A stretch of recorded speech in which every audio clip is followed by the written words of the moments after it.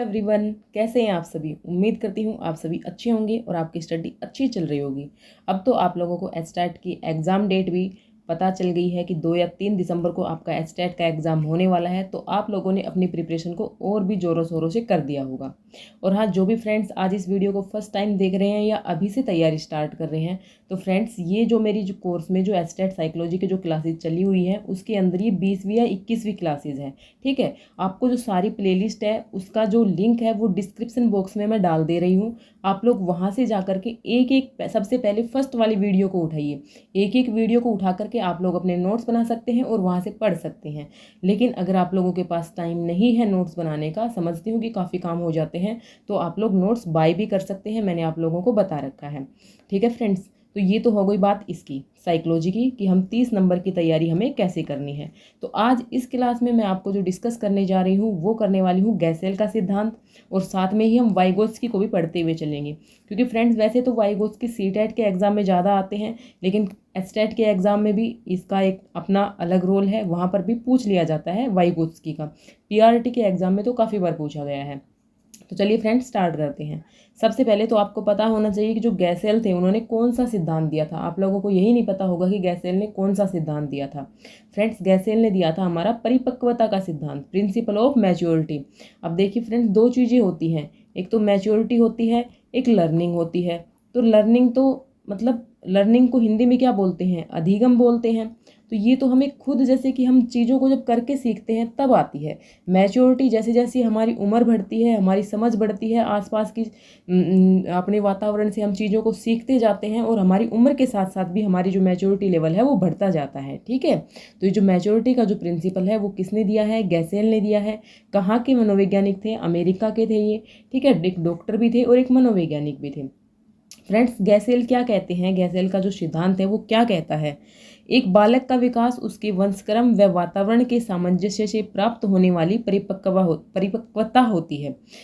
गैसेल बताते हैं कि जो कोई भी जो बालक है, ठीक है, उसके अंदर जो विकास होता है वो कैसे होता है कि भाई वो जिस वातावरण में रह रहा है, जो भी उसका वंशक्रम है, उन दोनों के एडजस्टमेंट से वंशानुक्रम से भी और उसके एनवायरनमेंट से भी, हेरिडिटी और एनवायरनमेंट दोनों के सामंजस्य से जो प्राप्त होने वाली जो परिपक्वता होती है, जो मैच्योरिटी होती है, वही क्या होता है, बच्चे का विकास होता है। ऐसा किन्होंने कहा है, गैसेल ने कहा है। और गैसेल क्या कहते हैं, देखिए ये इतना इम्पोर्टेंट नहीं है, जो आगे बातें बताई है वो काफ़ी इम्पोर्टेंट है, जिनको हम प्रिंसिपल ऑफ डेवलपमेंट में पढ़ भी चुके हैं। फ्रेंड्स गैसेल कहते हैं कि बालक का जो विकास है वो तंत्रिका तंत्र से प्रभावित होता है। तो ये भी आपको याद रखना है, नर्वस सिस्टम। आपसे पूछ ले कि गैसेल के अकॉर्डिंग बालक का जो विकास है वो किससे ज़्यादा प्रभावित होता है, तो किससे प्रभावित होता है, नर्वस सिस्टम से, तंत्रिका तंत्र से। ओके, नेक्स्ट देखिए फ्रेंड्स मैं नहीं चाहती कि आपका कोई भी टॉपिक छूटे। अगर आपको लगता है कि हमारा वो टॉपिक छूट रहा है तो आप मुझे कमेंट करके बताइएगा। मान ले हो सकता है ऐसा कि मेरी निगाह में वो टॉपिक ना आ रहा हो लेकिन आपकी निगाह में हो। तो गैसेल मैंने देखा प्रीवियस ईयर में गैसेल का मुझे क्वेश्चन मिल रहा था, मुझे लगा कि हाँ गैसेल को समझाना चाहिए, तो मैंने गैसेल को उठा लिया। ठीक है, नेक्स्ट देखिए फ्रेंड्स, गोर गैसेल क्या बताते हैं कि विकास पहले आंतरिक या केंद्रीय अंगों का होता है। ये जब मैंने आपको प्रिंसिपल ऑफ डेवलपमेंट पढ़ाया था तब भी मैंने आपको बताए थे विकास के सिद्धांत में कि जो विकास होता है हमेशा अंदर से, ठीक है, जो इंटरनल ऑर्गन्स होते हैं वहाँ से किधर चलता है, बाहर की तरफ चलता है। ठीक है, ध्यान रखना है आपको। और क्या बताया था कि हमेशा केंद्र से परिधि की ओर, इसको ऐसे भी बोल सकते हैं, केंद्र से कहाँ चलता है, परिधि की ओर। यानी गैसेल के अकॉर्डिंग पहले किसका विकास होता है, तंत्रिका तंत्र का, और बाहर में किसका विकास होता है, बाहरी अंगों का। ओके, और क्या बताते हैं, स्फेलोकोडल वाला सिद्धांत की जो विकास होता है वो सिर व आँखों पर सबसे पहले नियंत्रण होता है, जिसको क्या कहा गया है, मस्तिष्क उद्मुखी सिद्धांत कहा गया है। पहले सिर के ऊपर नियंत्रण और बाकी फिर पैरों पर।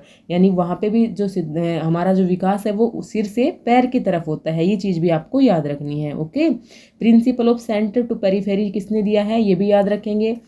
विकास है वो केंद्र से बाह्य की तरफ, ऐसा किसने बताया है, गैसेल ने बताया है। ओके, क्लियर है यहाँ तक।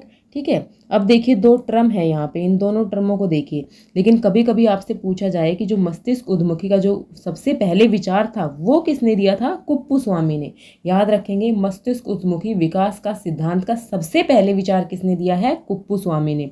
बाद में गैसेल ने बताया है, लेकिन सबसे पहले विचार कुप्पुस्वामी ने दिया है। ओके, अब दो टर्म है हमारे पास, एक रेसिप्रोकल इंटरव्यूइंग और एक आत्म विनिमय सेल्फ एक्सचेंज। तो इन दोनों टर्म को समझना हमारे लिए क्या हो जाता है? जरूरी हो जाता है, क्योंकि एग्जाम में आपको सीधा इनकी हिंदी नहीं मिलेगी, आपको ऐसे ही मिलेगा रेसिप्रोकल इंटरव्यूइंग और आत्म विनिमय। ठीक है, जो रेसिप्रोकल इंटरव्यूइंग है वो क्या होती है फ्रेंड्स? देखिए कि गैसेल क्या कहते हैं, पहले डेफिनेशन पढ़ लेते हैं फिर आपको समझाऊंगी। गैसेल के अनुसार विकास के दौरान एक बालक दो अलग अलग या विपरीत प्रवृत्तियों के मध्य समायोजन कर लेता है। कि रेसिप्रोकल इंटरव्यूइंग का मतलब क्या है कि जब बच्चा छोटा होता है फ्रेंड्स, तो वो अपने लेफ्ट हैंड का भी उतना ही यूज करता है जितना कि वो अपने राइट हैंड का यूज करता है। दोनों क्या है? एक लेफ्ट साइड में है, एक राइट साइड में है, दोनों क्या है भाई? अपोजिट है। और दोनों से वो क्या कर पाता है? काम कर पाता है ना दोनों से काम। लेकिन धीरे धीरे क्या करता है कि वो जो विपरीत परिस्थितियां थी उनके बीच क्या बैठाने लगता है? एडजस्टमेंट बैठाने लगता है। वो या तो लेफ्ट हैंड बन जाता है या राइट हैंड बन जाता है, एक ही हाथ से काम करने लगता है। तो दोनों परिस्थितियों के बीच, दोनों परिस्थितियां क्या थी? विपरीत थी, और दोनों के बीच उसने क्या बैठा लिया? सामंजस्य बैठा लिया। उसी को क्या कहते हैं? रेसिप्रोकल इंटरव्यूइंग कहते हैं। दो अलग अलग परिस्थितियां थी, दोनों अपोजिट थी, लेकिन दोनों के बीच में से सामंजस्य निकाल लेता है, दोनों के बीच में समायोजन कर लेता है। वो क्या कहलाता है? रेसिप्रोकल इंटरव्यूइंग कहलाता है। ओके, समझ में आ गया? एग्जाम्पल भी मैंने आपको बता दिया। नेक्स्ट है फ्रेंड्स आत्म विनिमय सेल्फ एक्सचेंज।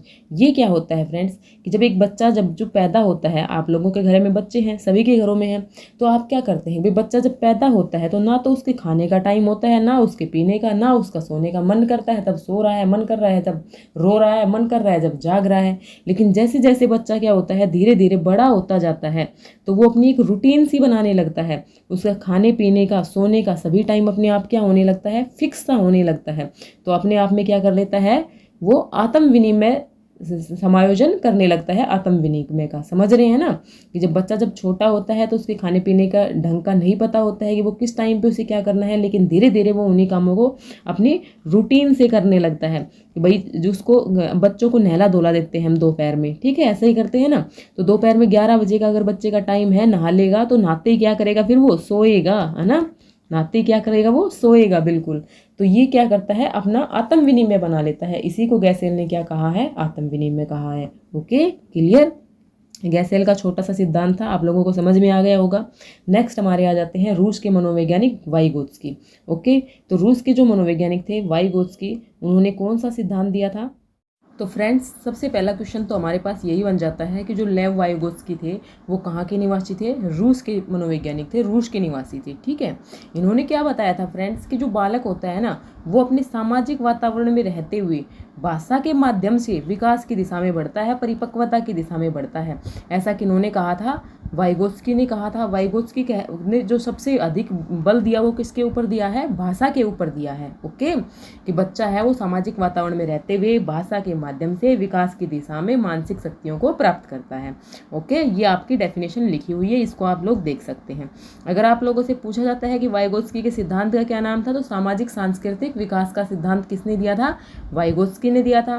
क्या कहते थे वाइगोत्स्की कि जो बच्चा जो होता है वो अपने समाज में रहते हुए भाषा के माध्यम से परिपक्वता की दिशा में बढ़ता है। ऐसा किसने कहा था? वाइगोत्स्की ने कहा था। ठीक है, भाषा के ऊपर सबसे अधिक बल किसने दिया? वाइगोत्स्की ने दिया। तो वाइगोत्स्की ने कुछ टर्म दी थी, वो टर्म हमारे लिए समझना इंपॉर्टेंट हो जाती हैं। ठीक है, तो उन टर्म्स को देखिएगा। देखिए फ्रेंड्स, आपको समझाती हूँ कि भाई कोई भी जो काम होता है, ठीक है, उसको आप लोग इंडिपेंडेंटली कर लेते हो, खुद कर लेते हो। ठीक है, तो वो आपका क्या कहलाता है? Zone of actual development. क्या कहलाता है? जोन ऑफ एक्चुअल डेवलपमेंट, जो आप खुद कर पा रहे हो। ठीक है, ZAD बोला जाता है। यहाँ से एग्जाम में क्वेश्चन नहीं आएगा, क्वेश्चन आएगा वो भी बताऊंगी कहाँ से आएगा। ठीक है, तो देखिए, जैसे कि मान लो एग्जाम्पल लेते हैं कि एक छोटा बच्चा है हमारे पास, ठीक है, आपके घरों में भी होंगे।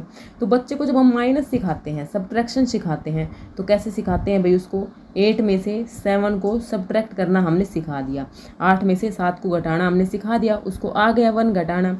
ठीक है, नेक्स्ट टाइम हमने उसको क्वेश्चन दिया 6 में से 5 को, क्या करना है, सब्ट्रैक्ट करना है। तो उसने देखा था कि भाई 8 में से मैंने क्या किया था, 8 लाइन ऐसे खींची थी, फिर मैंने 7 को कट कर दिया था तो मेरा 1 बच गया था, ऐसा उसने किया।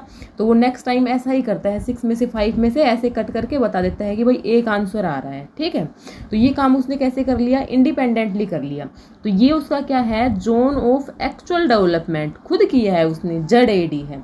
अब देखो फ्रेंड्स, हमने इसी बच्चे को हमने एक दूसरा क्वेश्चन दे दिया, उसमें हमने दे दिया 7 3 -2 4, सॉरी 4 नहीं, यहाँ पे करो 1, ठीक है। 73 में से 21 को सब्ट्रैक्ट करना दे दिया। अब बच्चे को पता है कि भाई अलग अलग करके कैसे घटाया था, तो फिर ऐसे कर लेगा 3 में से 1 को, पहले तो उसको नहीं आएगा लेकिन उसको धीरे धीरे आ जाएगा ये भी। 3 में से 1 को घटाएगा तो 2 आ गया, 7 में से 2 को घटाया तो 5 आ गया। तो ये उसका क्या हो गया, जोन ऑफ प्रोक्सिमल डेवलपमेंट, उसका संभाव्य क्षेत्र हो गया। भाई यहाँ तक तो वो एक्चुअल में कर पा रहा था और हमें ऐसी उम्मीद है कि भाई यहाँ तक वो कर लेगा क्योंकि उसने इतनी समझ बना रखी है। लेकिन अब क्या हुआ, अब मैंने इसी बच्चे को ये क्वेश्चन दे दिया कि भाई ये क्वेश्चन सोल्व करके दिखा। अब क्या होगा, वो बच्चा कर पाएगा, नहीं कर पाएगा। क्यों नहीं कर पा रहा, क्योंकि जब हमने बड़ी रकम लिखी थी तब तो वो आराम से घटा रहा था। मैं बिल्कुल आपको बेसिक तरीके से समझा रही हूँ, आप आराम से समझिए, ठीक है। लेकिन जब मैंने ऊपर क्या कर दिया, जब उसके छोटी डिजिट मिल गई तो वो नहीं कर पा रहा। उसको नहीं पता कि भाई यहाँ से कैरी लेनी पड़ती है, उसको नहीं पता यहाँ से हासिल लेनी है, तो वो इसको नहीं कर पा रहा। अब फ्रेंड्स, आप उसके पेरेंट्स, आप उसके पास बैठे हैं, तो आपने उसको बताया कि बेटा ये 7 में से 8 नहीं जा रहा ना, तो अब आपको क्या करना है, यहाँ से क्या लेनी है, कैरी लेनी है, और फिर इसको हमें क्या करना है, सब्ट्रैक्ट करना है। तो आपने बच्चे को क्या दे दी, स्कैफोल्डिंग दे दी। क्या बोलेंगे इसको, स्कैफोल्डिंग, ओके। बच्चे को आपने क्या दी है, स्कैफोल्डिंग दी है, ठीक है। और आप क्या कहलाए, आप कहलाए MKO, more knowledgeable to other, ठीक है, इसको ज़्यादा नॉलेज है, MKO आप कहलाए। और जो हमने उसको बताया है ये प्रोसेस क्या कहलाया, स्कैफोल्डिंग, कि भाई उसको इतना तो आता था कि 8 में से 7 को कैसे घटाना है, लेकिन अब उसको ये नहीं आ रहा कि 7 में से 8 को कैसे घटाना है। तो हमने उसको क्या किया, थोड़ा सा पुश किया उसको, उस बच्चे को थोड़ा सा हमने बता दिया कि भाई यहाँ से कैरी लेकर के यहाँ पे 17 हो जाएंगे, फिर आप 8 को माइनस कर सकते हो। तब उसने ऐसा कर दिया, ठीक है ना। तो ये क्या कहलाया, स्कैफोल्डिंग कहलाया। ओके, समझ में आया, अच्छे से समझ में आ गया होगा। एक बार देखिए, जो डेफिनेशन है उनको देख लीजिए, फिर मैं आपको दोबारा से एक बार क्लियर करवाती हूँ। सबसे पहले ZPD क्या था, जोन ऑफ प्रोक्सिमल डेवलपमेंट, जहाँ तक बालक का संभाव्य स्तर है, जहाँ तक वो विकास को प्राप्त कर सकता है, वो क्या कहलाता है, ZPD। जैसे हमने बच्चे को 7 में से 6 माइनस करना सिखा दिया था, तो जब हमने उसको 17 में से 12 माइनस करने को बोला तो उसने ये भी कर लिया, तो ये उसका क्या था, ZPD था। यहाँ पर तो उसको एक्चुअल नॉलेज थी, लेकिन ये तो क्या था, ZAD था, यहाँ पे उसको एक्चुअल नॉलेज थी, ठीक है, जोन ऑफ एक्चुअल डेवलपमेंट। लेकिन यहाँ पे क्या था कि हम उसकी संभावना थी कि भाई जब वो 7 में से 6 को घटा सकता है तो वो 17 में से 12 को भी सब्ट्रैक्ट कर सकता है। ये क्या था, जोन ऑफ प्रोक्सिमल डेवलपमेंट था, ठीक है। उसके बाद आ गई हमारी स्कैफोल्डिंग। तो बच्चे को जब हमने 12 में से 9 सब्ट्रैक्ट करने को दिए तो वो इसको नहीं कर पाया, या फिर ऐसे कर लो 22 में से उसको 19 सब्ट्रैक्ट करने के लिए दिया गया तो वो नहीं कर पाया। तो हमने उसको क्या कहा, हम क्या हो गए उसके लिए, MKO हो गए, मोर नॉलेजेबल टू अदर, ठीक है। तो हमने उसको बताया कि बेटा 2 में से 9 नहीं जाते, आप लोग को यहाँ से क्या लेनी है, कैरी ले लेनी है, यहाँ से उधार ले लेनी है, आपको बोरो ले लेनी है, कैरी नहीं, सॉरी फ्रेंड्स, आपको क्या ले लेनी है, यहाँ से बोरो ले लेनी है, ठीक है। ये कैरी और बोरो ये हम तो इसमें पजल हो जाते हैं, अपने टाइम पे तो हासिल और वो बोलते थे ना, यहाँ से हासिल ले ली, इस तरीके से। तो यहाँ पे क्या करेगा, यहाँ से बोरो लेना है, हमने उसको समझा दिया कि भाई यहाँ से तुझे क्या लेना है, बोरो लेना है। तो यहाँ पे कितने हो जाएंगे, 12 हो जाएंगे, ठीक है। पीछे भी अगर मैंने कैरी बोला हो तो उसको सही कर लेना, ओके, निकल जाता है कभी कभी फ्लो में। तो यहाँ पे हमने उसको समझा दिया कि भाई यहाँ से इसको क्या लेना है, बोरो लेना है, यहाँ पे 12 हो जाएंगे, फिर उसको 9 को सब्ट्रैक्ट करना है। तो ये क्या काम किया हमने, स्कैफोल्डिंग, हमने बच्चे को क्या दी है, स्कैफोल्डिंग, हमने बच्चे को समझाया है कि आपको इस प्रकार से करना है। तो ये हमारा क्या हो गया, स्कैफोल्डिंग हो गया, ओके, क्लियर। डेफिनेशन देख लीजिए, एक बालक के शैक्षणिक वातावरण व्यवहार का समर्थन इस प्रकार से करना कि उस व्यवहार को प्रतिपुष्टिपूर्ण बना ले जिसके प्रभाव से वह उत्तम विकास को प्राप्त कर सके। हमने उसको इतना तेज दे दिया, इतना उसको पुश कर दिया कि वो उसको अब क्वेश्चन को सही कर पा रहा है, तो वो कहलाया स्कैफोल्डिंग, ओके, क्लियर। एक फ्रेंड्स बात की थी प्राइवेट स्पीच की, ठीक है। किसने बात की थी प्राइवेट स्पीच की? लेव वाइगोत्स्की ने की थी। तो प्राइवेट स्पीच क्या होती है कि अक्सर बच्चों को देखा जाता है वो अपने आप से बातें करते रहते हैं, खेलते रहते हैं और धीरे धीरे अपने आप से ही बड़बड़ाते रहते हैं। तो ये भी, इससे भी क्या होता है, उसके चिंतन एवं बच्चे में भाषा का विकास होता है। ओके, तो ये सब कुछ किसने बताया है? लेव वाइगोत्स्की ने बताया है। आप लोगों को अच्छे से समझ में आ गया होगा। वैसे जो मैंने कैरी की जगह बोरो बोला है, सॉरी बोरो की जगह कैरी बोला है, उसको सही कर लेना। ओके, समझ में आ गया? क्लियर है? अगर समझ में आ गया हो तो लाइक कीजिएगा वीडियो को, अच्छी लगी हो तो दोस्तों के साथ भी शेयर कीजिए ताकि सभी लोगों की हेल्प हो सके, और ज़्यादा से ज़्यादा आप लोग चैनल को सब्सक्राइब कीजिए। Thanks for watching me, thanks for watching this video.